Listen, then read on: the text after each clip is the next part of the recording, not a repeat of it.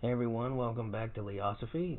Today I'm going to be continuing on that series regarding the epics found in various civilizations. Probably won't be touching much on the Epic of Gilgamesh today, because today the emphasis is going to be on the things that, having grown up in a Western, modern, Christianized society, made me uncomfortable. And I don't mean that in a judgmental kind of way. I mean, there are things in Confucian ideals and ancient Western ideals that are sort of at odds with modernity. And being a product of that modernity, these are things that bothered me. Things that, I think a better way of saying it would be things that are at odds with my perception of justice and good and evil. And almost certainly, if you're watching this, they'll be at odds with yours as well. And if they're not, that's really not a badge of honor for you, and nor is it for me being opposed to those ideas. It's just a question of what boiling pot we were born into. Our morals are often the product. We like to think that the no matter what society or time we were born in, we'd still have the same principles, but that's simply not the case. And so this is sort of me talking about that. Let's start with the easiest, actually, of the bunch, the Iliad. I think that most modern readers, viewers, what have you, of the Iliad would take issue with the treatment of Cassandra at the Temple of Apollo. She's captured, she's treated like livestock, she's essentially a slave, just because her deity isn't the deity that the Greeks are serving. They're fighting and overwatching them is Athena, and similarly for Troy it's Apollo, and she's it goes back to that old phrase, "Vae victis," woe or suffering to the conquered. That's not something you would see painted in a positive light today. Uh, Capturing, enslaving, raping civilians who, in particular, are serving uh, a religious institution. Even in the Middle Ages, when Europe was absolutely ablaze with various wars between different factions and countries, um, you generally didn't see people burning churches down or raping and enslaving nuns. That wasn't a common thing. Whereas here, Cassandra, the priestess of Apollo, is mistreated to a very intense degree. That got watered down a lot in the film, and with good reason, because it was at odds with modern principles. Um, and then further beyond that is the general view of just a moment, of Helen of Troy.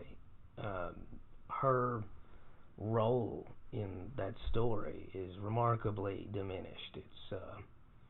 It's more like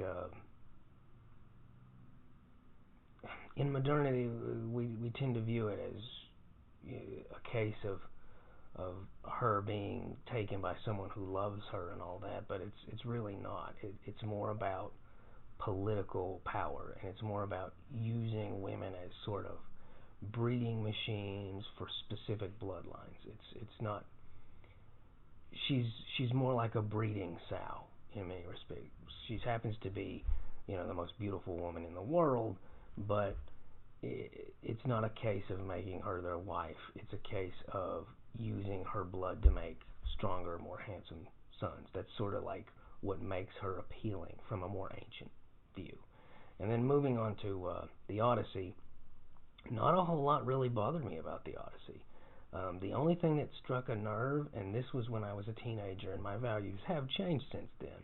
They've gotten a little bit more trad, so to speak, and so this doesn't really bother me so much anymore. But near the end, when Odysseus he returns home and he sees all these interlopers who are really pressuring his wife to marry them because they insist that he's dead, which that's exactly what they would assume, but they've let his estate fall into disrepair. They've just been a bunch of ne'er-do-wells.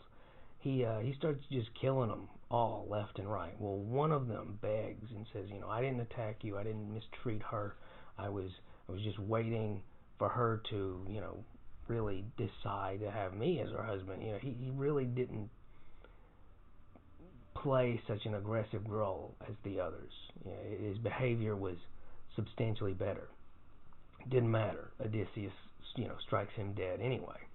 And that bothered me as a teenager when I was reading it. It went against my views of, forgiveness and all that. Now though, when I read it, I look at it from that perspective. There wasn't none of that turn the other cheek, love thy neighbor attitude. And this guy, even though he wasn't as bad, he was still a trespasser. He was still interfering with the household. And as a teenager, I didn't view a household as sort of a sacred space and the building block of a society. I just, I thought of it as people who lived together, who most likely were related. And now I'm starting to look at it in a more ancient light. And in that sense, the synergy of the people within a household, it creates a divine force. That's why the ancients had household gods. They weren't just, I had been brought up to think that was just a way of manipulating slaves. They would worship these household gods, but no, it was a case of the synergy, the byproduct of cooperation between individuals. It generates something that's greater than the sum of its parts. And so for this interloper, his very presence in that sense, he was profaning the sacred. What he was doing went against the divine nature of the basis of Greek society, which was the household. His presence alongside the other interlopers were what drove Telemachus to go seek out his father Odysseus, and what had caused so much grief for Odysseus's household. And so, the guy had it coming from, my perspective now. And from there we can move on to the bigger ones. And I'm also going to be bringing up Bandits of the Marsh later. Even though it's not one of the major epics, it's just one of the 4 Chinese classics, it's the most extreme example of this. And so I just feel like I'd be remiss if I didn't bring it up. But before I get into that, let me start with A Journey to the West. A Journey to the West, not a whole lot about it was offensive. It was just a fun, crazy story. And Sun Wukong is completely iconoclastic, no matter what angle you look at him at, no matter what lens you view him through. He's not your standard heroic character, as I've mentioned before.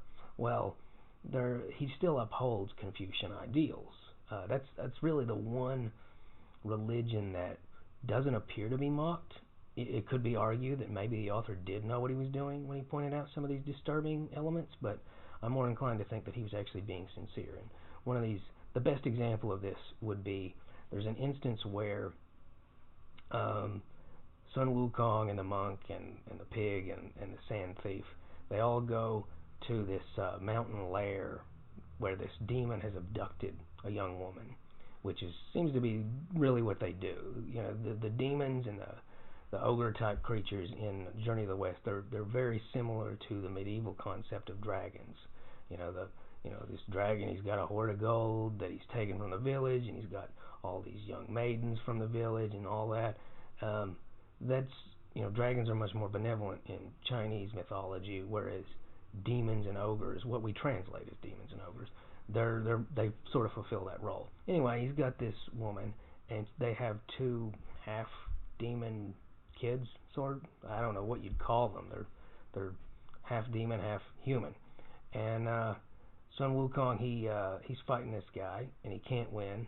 So what he ends up doing is he takes the 2 children, who are very young, and he goes really high up into the air on his cloud. This is something you can't imagine Goku doing, that's for sure. And he just drops them while they beg for their life. He drops them, and they splatter onto the ground, and their mother sees this. And, she's very upset with Sun Wukong. And, you killed my husband, you killed my children, you're a monster. And Sun Wukong, no joke, after this, it's revealed that she had willingly gone with this demon. He says, I didn't do anything wrong. You did. You went against your parents' wishes, and you ran off with this demon. Rather than freaking out and, accusing him of infanticide or whatever. She's like, oh my gosh, you're right. And she goes back to her parents. She was the bad guy in that story. He's murdering kids.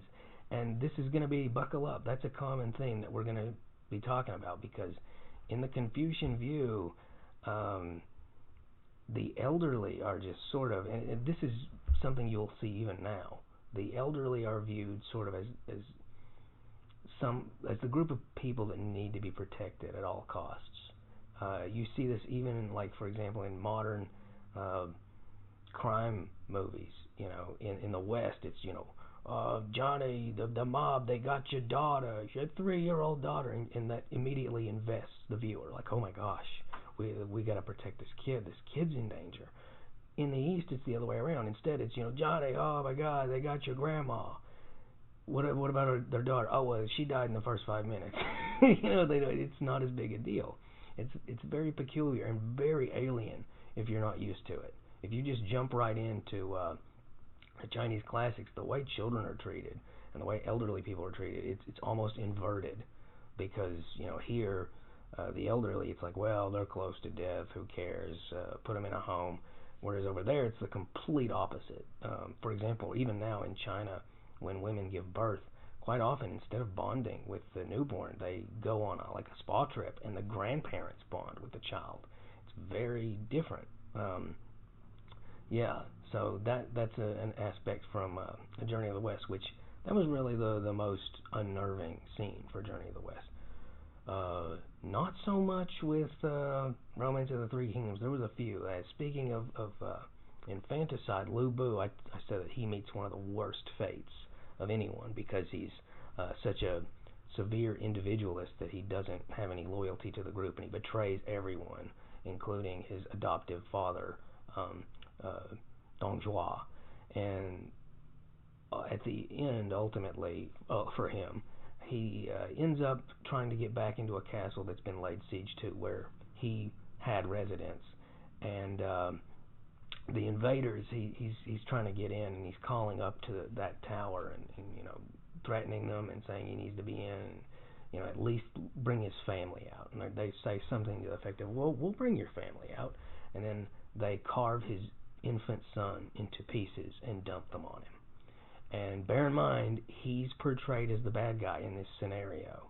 I can't even imagine that being something in modern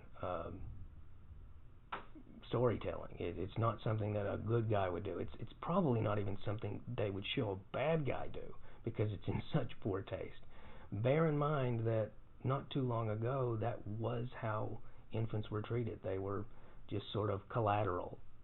Even people who are offended by this, who think, well, good thing we live in a modern Christian society. Well, read the Old Testament. It talks about dashing babes, and it doesn't mean handsome babies. It means chucking them onto the ground and breaking their skulls open on rocks. So it's not just relegated to the East, is what I'm saying. It's more a modern behavior to have such empathy for the most fragile and weak and youngest members of our society. And I'm glad, but then again, my views are tainted by modern society. In addition, what really struck me the most peculiar, most alien to me for Romance of the Three Kingdoms, was there's a scene where Liu Bei, our hero, is traveling, and he has no army, he has no friends. He's effectively been routed, and he's traveling alone. And he ends up at this fella's house, this farmer shepherd guy, middle of nowhere type stuff.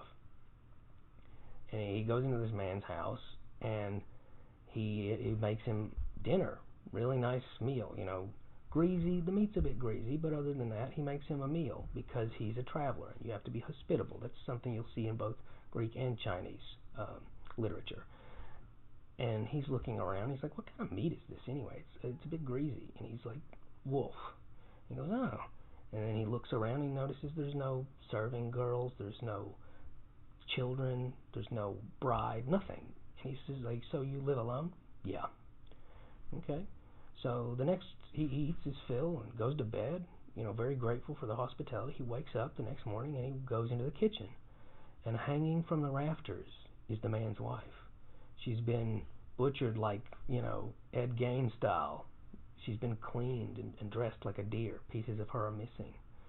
And our hero of the story realizes what's happened, and he drops to the ground and begins to sob. And you think, well, of course, that makes perfect sense. This is a horror story. No, he's not sobbing because he's mortified that he ate a woman, that he ate this stranger's wife. No, he's sobbing because he is so moved by the man's hospitality. That's very at odds with our view of right and wrong, and it's also at odds with the West. That would be a horror story in Greece as well. Cannibalism was a huge taboo to them as well, but in this case, it was an instance of, Liu Bei is a descendant of the Han, and he's also a man, and women are second-class citizens, and this guy, he murdered and butchered his wife for a dude that he didn't even know. So, super messed up from a Western and a modern perspective. And we'll get more into that here in a second, because I'm going to jump from Romance of the Three Kingdoms to Bandits of the Marsh, because I have to. It's far more removed from modern and Western morals. I know I keep saying that, but I mean, wow. So one of the main characters, whose name translates to something like Black Tornado or something, he's sort of the most emotional character. On one instance, to take revenge on a guy, he breaks into his house and kills a bunch of kids and servants, and it's not seen as bad at all. He just massacres these people. And then in another instance, to enlist the help of a guy who has sort of moved on with his life. He's not a bandit anymore. He's working for this chancellor, and he's taking care of this chancellor's little 3-year-old who's just enamored with this guy, follows him around everywhere. He poisons that kid, murders him. Yeah, a lot of flipping dead kids in that story, and it's painted as righteous. It's painted as, well, if that guy hadn't been in their way, they wouldn't have had to have murdered his entire family. In addition, cannibalism. There's so much of it. One of the good characters is this witch lady who poisons travelers, grinds them up into dumplings, and serves them to people, whom she then also poisons and grinds up. It's like Texas Chainsaw, except the Texas Chainsaw people are the good guys, and the travelers who are eaten are the bad guys. It's really inverted, and again, because it goes hand in hand with Confucian hierarchy and ideals regarding brotherhood. The one term that gets thrown around a lot in this story is sort of the fraternity of warriors. So if you're a guy and you practice martial arts, martial training, I don't mean kung fu, I mean like actual military drills, then you're a good guy. And if you are just some peasant child who's lost, well, game on. Somebody's going to grind you into dumplings like flipping Hansel and Gretel or something. It's really bizarre. It really goes against everything that I was taught was good and evil. And yeah, there's even a scene, no joke. I mean, even religious figures are not exempt from this. There's a monk who, we don't see him killed. It happens beforehand. But one of them, the good guys, he's at that restaurant and he's eating these dumplings, and he's like, "This is pork," and she's like, "Yeah, it's a pork. What? I swear, I think there was a pube in this." And then they start laughing. It's like, you're eating a monk. You're eating the flesh of a human being who did nothing wrong, and it's funny.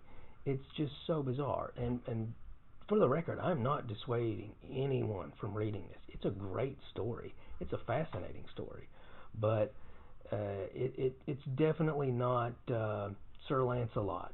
It's definitely not St. George fighting the dragon. It goes really far off course from what I expect a heroic character to do and what I expect in terms of justice. There's a lot of revenge. There's a lot of murdering kids. There's a lot of cannibalism. It's bizarre. It does not fit in with how my moral compass is calibrated. But that's one of the things that makes it so great. I highly recommend all of these books. I highly recommend the Chinese classics.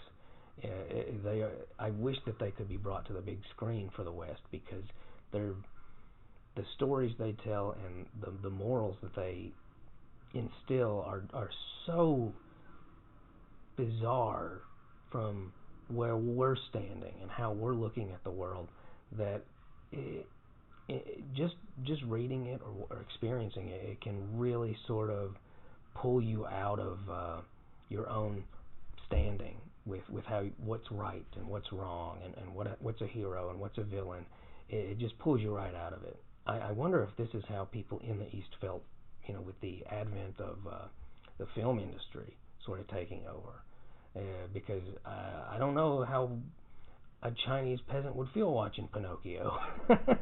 It might be how I felt reading A Journey to the West and Romance of the Three Kingdoms and Dream of Red Chambers and Bandits of the Marsh, because yeah, they were all very, very peculiar. I'm not going to bring up Dream of Red Chambers because it's definitely the least offensive of the bunch. But bottom line, these are things that go against what a Westerner and what a modern person would feel, and I'm sure that people in the East would feel similarly, but not exclusively the same now, because again, things have changed. The way we view children has changed. The way we view the elderly has changed. The way we view clannishness and familial ties has changed. The household. And the real reason why I'm making this vid is not just to showcase that, hey, Eastern literature is different. It's to illustrate that it doesn't mean it's necessarily for the better. Things haven't necessarily changed for the better. I'm very glad that we have a more positive view of infancy, but that doesn't mean that it's better. For starters, infants are more likely to survive now, so we put more of a fixation on them. Doesn't mean that what we do, for example, to the elderly is right by comparison, and it doesn't mean that our view of a family as just a bunch of people is also better. In some respects, that's why I'm encouraging everyone to watch this, not this video, but rather to read those works, because I think it's good to get pulled out of your boundaries of what you think is good and bad. I highly recommend it. That's really about all for this video. I'm not really sure how to wrap this one up because it's just covered so many strange things. But bottom line, Eastern literature is very different in its values than Western literature and ancient literature, both East and West. There's a huge disparity between what they think is right and wrong and what your average Joe in the modern West, and the modern East for that matter, would think is right and wrong. And these are things that really should be explored more, rather than filtered through the modern, egalitarian, Christianized lens. It's good to look at it, try and look at it. It's impossible to view things through a naked eye because we're all born into a society that instills its values in us. But try and peel away those layers and try and look at something through sort of newborn eyes and see what it makes you think and feel about that system and about those values. That's about all. Like and subscribe and ask questions. Thanks.